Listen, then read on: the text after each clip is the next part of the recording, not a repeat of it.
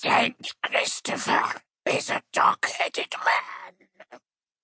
The oracle, bound in wet blankets, spoke for the first time with a voice to silence the angels. The 8 men and their horses stood silently, paying close attention, while turning away from a 9th man, who hung in the tree above them, his face frozen in twisted pain. Scriven had been executed by the leader of this savage pack for the crime of writing.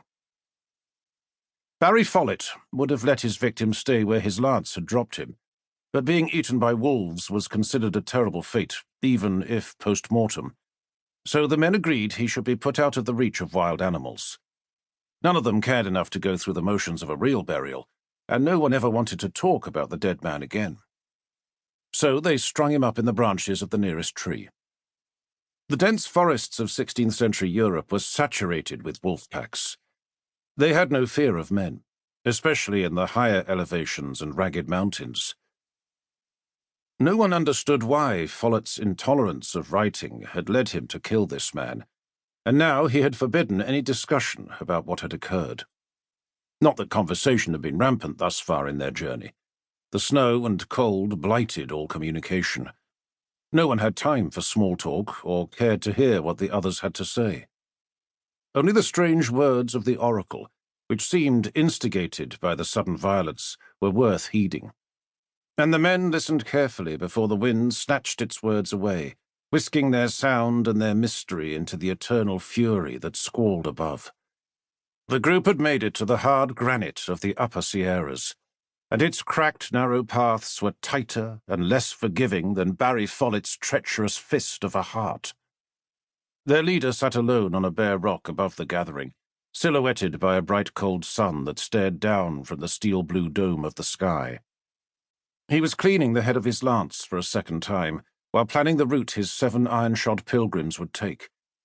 He had hoped the first words the oracle uttered would reveal his path. He was not expecting the inexplicable statement about a saint. Follett had recruited his crew of mercenaries only months earlier, shortly after accepting the task to deliver the sacred oracle to the Monastery of the Eastern Gate. His employers were the highest members of the High Church. They had summoned him, and he had consented only after being reassured that his potential employer had nothing to do with the Inquisition. 3 solemn priests questioned him for more than an hour before nodding their agreement. One, an Ethiopian from a Coptic order, had been holding a small object during their meeting. He stood and held the precious thing so Follett could see it. It was a miniature, painted on ivory, showing a distant view of a vast mountain-like structure and its surroundings. The oldest priest declared, "This is a depiction of your destination when it was known as the Tower of Babel." The black finger of the priest standing over Follett pointed at the tower, and he said, "'Tis now called Das Kagel." A vast structure of spiraling balconies and stacked archways reached up to penetrate the clouds.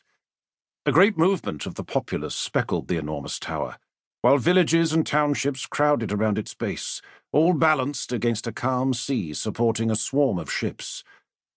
The finger moved a fraction of an inch over the tiny painting to point more exactly at something that could not be seen. "This is where you will find the monastery. And I should tell you, the tower is changed beyond recognition.